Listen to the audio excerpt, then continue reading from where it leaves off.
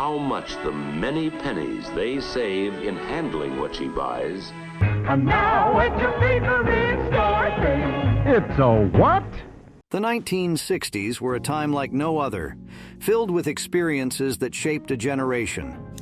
Vice President Johnson, Mr. Speaker. If you're a kid today, the world back then might seem like a distant, almost magical place. From the groovy vibes of the music to the simplicity of daily life, the 1960s brought forth a fabric of unique moments. Forget smartphones and streaming. It was a world of waiting for your favorite show to air, riding bikes till the streetlights came on, and decoding handwritten messages. So let's dive into the 1960s and discover 20 amazing things that might make today's kids scratch their heads. Back in the 1960s, we had this quirky thing called party lines for our telephones. It was like a communal chat room, but for your phone. Imagine sharing a line with your neighbors and, oops, you might catch a snippet of their juicy gossip while picking up your calls. It was like accidentally stumbling into the neighborhood's drama hub. Picture this. You're trying to have a secret chat with your BFF, and suddenly Mrs. Johnson from next door is chiming in about her cat's latest adventures. It was a blend of unintentional eavesdropping and unexpected camaraderie. These party lines were like an unplanned community connection, a prehistoric version of today's group chats. 2, 3, 6. Kids these days, with their smartphones and private conversations, will never quite grasp the innocent chaos and charm of those shared telephone lines. It was a time when every call was an unpredictable adventure into the lives of those around you. Let's talk about the fabulous world of drive-in theaters. Now, these weren't your regular movie nights, no! Picture a giant outdoor cinema, stars twinkling overhead, and the best part, you're not squished into a cramped seat, you're chilling in the comfort of your car. The one you'll find uppermost in the minds of most high school students, especially toward the end of any week. It was like a tailgate party meets blockbuster movie night.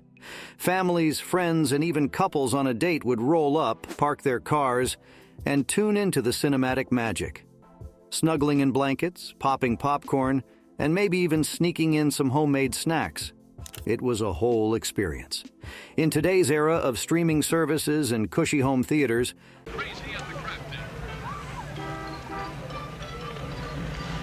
the notion of watching a movie under the open sky, surrounded by the hum of car engines and the scent of the night air, might seem like a vintage dream. But for those who cruised into drive-ins back in the day, it was the epitome of entertainment and a nostalgic chapter in the story of movie magic. Hey, hey, hey, that supply of Ritz sings on the Fritz. No! Imagine you're in school, learning your ABCs, but suddenly the teacher shouts, "Duck and cover!" No, it's not some quirky dance move, it's a drill prepping you for a potential nuclear attack. These were the duck and cover days, my friend.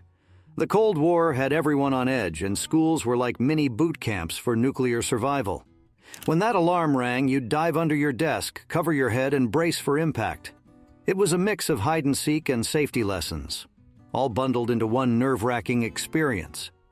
Experts will estimate the probable path and speed of approaching fallout. Looking back, it sounds kinda absurd, right? But it was the real deal back then, a quirky routine born out of Cold War paranoia. With their fire drills and lockdown practices, today's kids can't fathom the unique blend of fear and absurdity that came with duck and cover drills.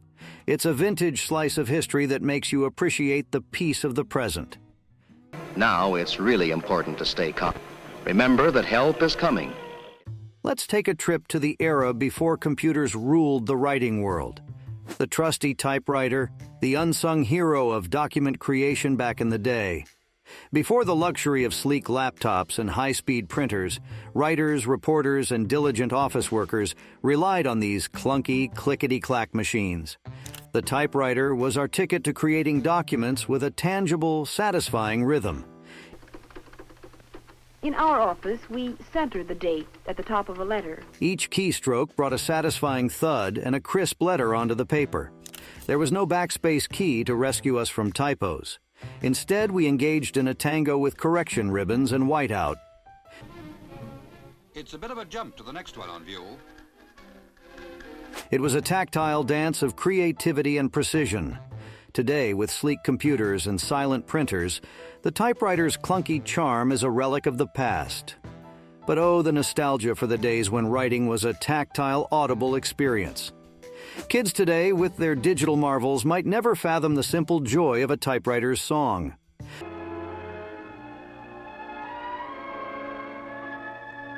Back before the era of grocery store runs and cold aisles, we had the milkman.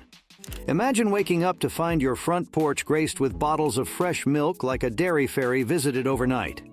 In their trusty trucks, these milk heroes were the morning messengers of creamy goodness.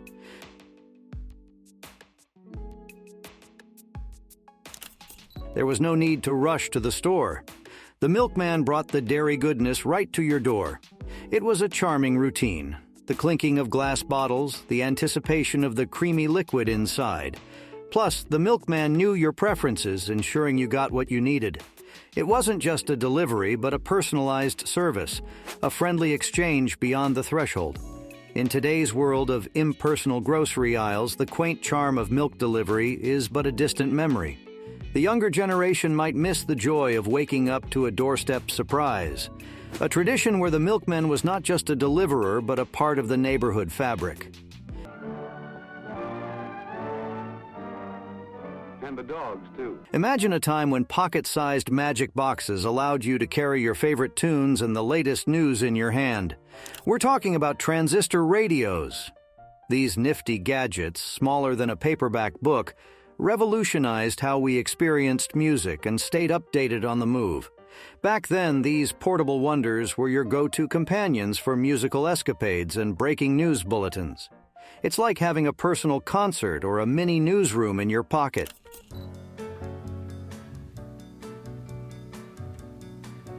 These radios weren't just about entertainment. They were a ticket to freedom, letting you untether from the confines of your home and groove to the beats wherever your adventures took you. Think of them as your trusty sidekick, your own portable DJ, allowing you to curate the soundtrack of your life while out and about. So next time you enjoy your favorite podcast on your sleek device, tip your hat to the humble beginnings of portable audio, the transistor radio. The late-night hours were a period when the airwaves took a break, and your television screen transformed into a canvas of mesmerizing TV test patterns. These captivating designs weren't just random shapes, they were the unsung heroes of the broadcasting downtime. When the regular programming went on a break in the wee hours, these test patterns stepped into the limelight, dancing across your screen like electronic artwork. They weren't just a kaleidoscope of colors and lines. They were the silent performers during the television's intermission. Think of them as the night shift entertainers for your TV set, ensuring the silence doesn't feel too silent. As you drifted into the realm of dreams, these test patterns held the fort, silently awaiting the return of the broadcasting day. They were the night owls of television, painting the canvas of your screen with their quiet charm until the first rays of morning light brought back the hustle and bustle of on-air action.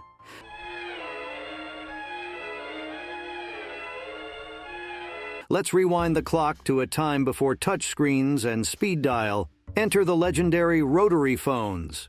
Back in the day, making a call wasn't just about tapping on a screen, it was a workout for your fingers. Imagine a phone with a circular dial featuring numbers from 0 to 9.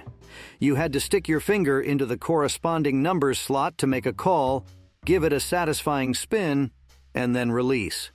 It was like a mini ritual for every phone call. Sure, it might sound a tad slow in today's instant gratification world, but there was an art to it. You needed patience and precision, especially if you were dialing a number with lots of nines or zeros. And let's not forget the suspense as the dial slowly returned to its starting position. For today's generation, used to tapping and swiping, the rotary phone experience might seem like ancient technology. But for those who mastered the art of the spin, it was a tactile and oddly satisfying journey through the world of communication.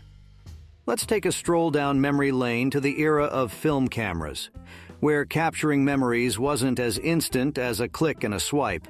Imagine this: a camera that uses actual rolls of film. No, not memory cards or cloud storage, but physical rolls of light-sensitive material that had to be delicately loaded into your camera. Each roll had a finite number of shots, so every click counted. Here's the kicker. You couldn't instantly preview your masterpiece. You had to finish the entire roll patiently, rewind it, and then send it off for development. It was like sending your artistic secrets to a photo wizard who would magically unveil your memories. The anticipation of waiting for those prints to come back was both agonizing and thrilling. Today, with digital cameras and smartphones, the idea of waiting for photos feels like a relic. But for those who once wielded film cameras, each shot was a thoughtful commitment, and the joy of finally holding developed prints was a special kind of magic. In the pre-digital age, when the internet was just a distant dream, encyclopedias were the unsung heroes of research and homework. Imagine you have a school project and Google is just a twinkle in the future. So, where do you turn? The magnificent set of encyclopedias on your bookshelf. These weren't just ordinary books, but treasure troves of knowledge arranged alphabetically like a literary roadmap. Need info on dinosaurs? Flip to the D volume. Are you curious about ancient civilizations? A had you covered. Each entry was a carefully curated snippet of wisdom, and the glossy pages held the allure of discovery. Research meant flipping through these weighty tomes armed with highlighters and sticky notes. The encyclopedia was your trusty guide, and if you were feeling fancy, maybe you'd even use the magnifying glass attached to the bookshelf for a closer look. Today's kids might marvel at the idea of seeking information without the internet. Still, for those who navigated the world of encyclopedias, it was a tactile, organized adventure into the realms of knowledge.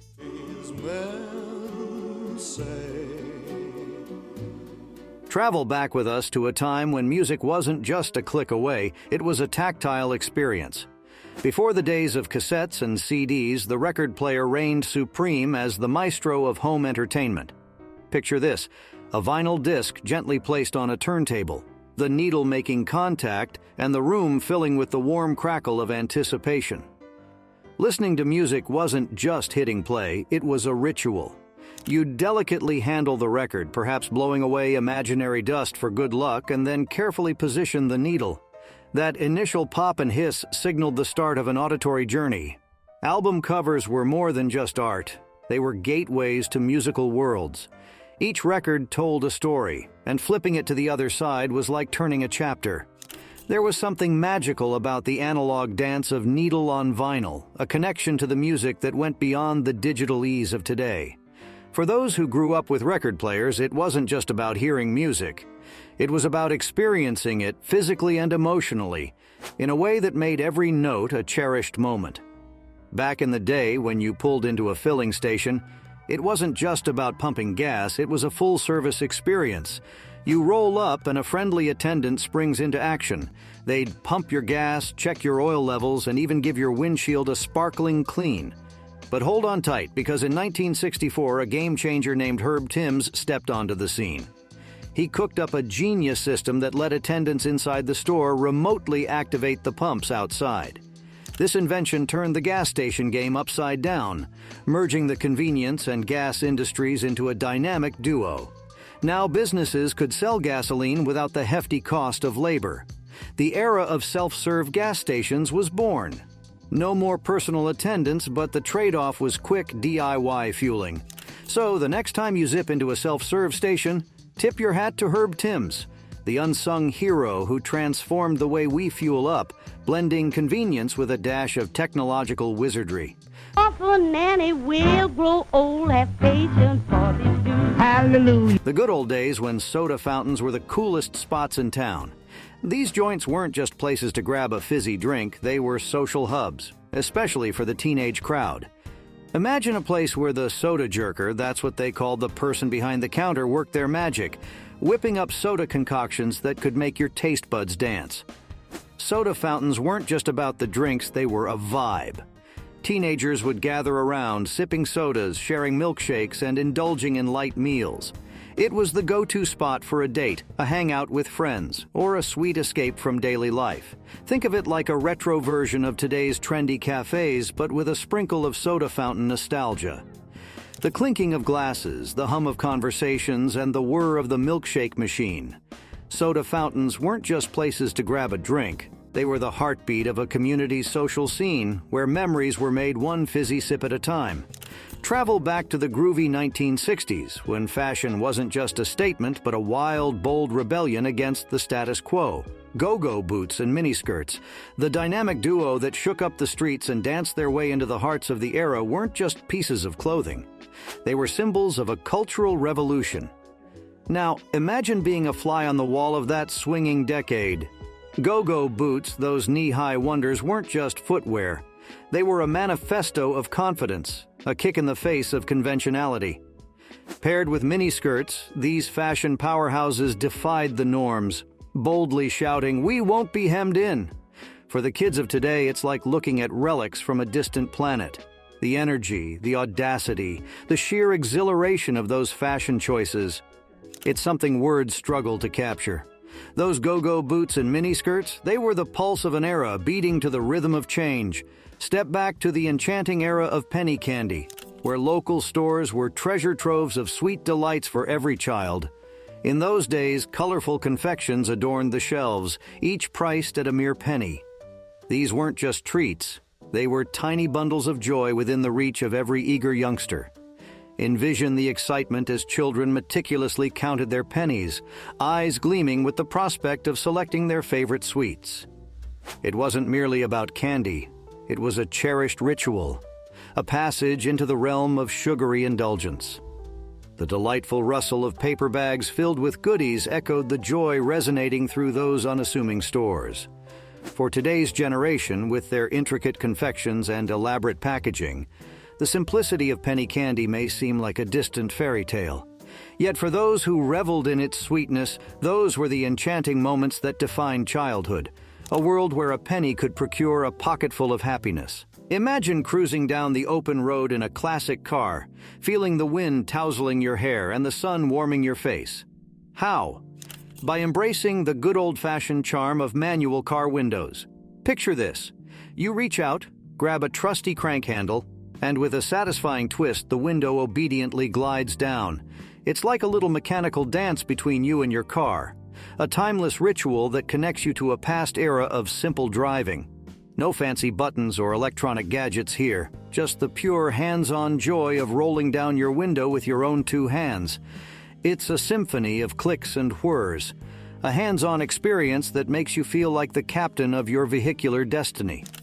Forget about power windows and embrace the rustic allure of the crank handle, where every turn is a small victory in the art of driving. So next time you hop into a car with manual windows, relish the analog magic and savor the simple pleasures of the road. That's some value. Swanson can change your ideas about today's high food prices. TV dinners, those handy pre-packaged frozen meals you pop into the oven, became a culinary sensation in the 1950s. Back then, the idea of a complete meal neatly arranged in a compartmentalized tray was revolutionary. The mastermind behind this time-saving delight was Swanson, an American food company. Surprisingly, TV dinners were not initially created for couch potatoes glued to the television, but were inspired by an excess of Thanksgiving turkeys in 1953. Facing a surplus of 260 tons of turkey, the company devised a plan to package the leftovers with sides like cornbread stuffing and sweet potatoes.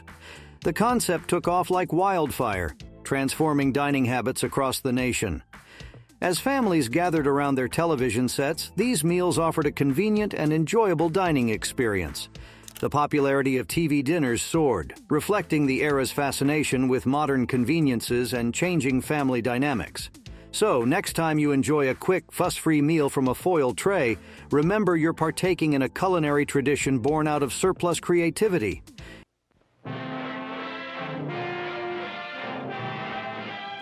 In the golden age of television, the majority of households boasted black and white televisions, marking a simpler era in entertainment history. In the mid-20th century, color TV was a luxury not everyone could afford. The transition to color broadcasts began in the 1960s, but before that, families gathered around grayscale screens for their favorite shows. These TVs featured cathode ray tubes that emitted monochromatic images, and the technology limited the visual spectrum to shades of black, white, and gray. Despite the lack of color, the excitement of witnessing iconic moments like the moon landing or tuning in for the latest sitcom was just as palpable. Families often gathered in the living room, adjusting antennas and fine-tuning rabbit ear antennas to capture the best reception. The black and white television era may seem quaint by today's standards, but it laid the foundation for the vibrant, high-definition viewing experiences we enjoy today. The payphone has been an iconic part of urban landscapes since the mid-20th century. Imagine strolling down the street and stumbling upon a booth with a ringing phone just waiting for your spare change. These public telephones, scattered on street corners like communication outposts, were a lifeline before the era of smartphones. To make a call, you'd drop coins into the slot and dial the number of your friend, family, or perhaps a pizza joint for a quick delivery. The distinctive metallic clang of coins hitting the coin box became a familiar sound on bustling streets. Interestingly, payphones were not only for emergency calls or quick catch-ups, they were often a vital link for travelers trying to reach their destination. Maps, change, and the nearest payphone, essentials for navigating an unfamiliar city back in the day. While the payphone has largely faded into nostalgia with the rise of mobile phones, its presence on street corners served as a tangible connection point in the pre-digital age, adding a touch of analog charm to the urban experience. The Beatles' iconic appearance on The Ed Sullivan Show in 1964 marked a turning point in music history, captivating the nation. Picture this. Sunday evening, February 9th, families gathered around their black and white television sets in anticipation. As the Beatles stepped onto the stage, the ecstatic screams of fans echoed through living rooms across America. It wasn't just a performance, it was a cultural phenomenon. The Fab Four's mop-top haircuts and infectious energy instantly won the hearts of millions. Surprisingly, the show almost didn't happen. Ed Sullivan initially hesitated to feature the British sensation, but succumbed to the undeniable buzz surrounding the band. The broadcast drew a record-breaking 73 million viewers, forever altering the landscape of popular music. This moment didn't just launch the Beatles into superstardom, it ignited the British invasion, influencing a generation and reshaping the global music scene. The Ed Sullivan Show became a symbol of the band's unprecedented success and the birthplace of an enduring musical legacy.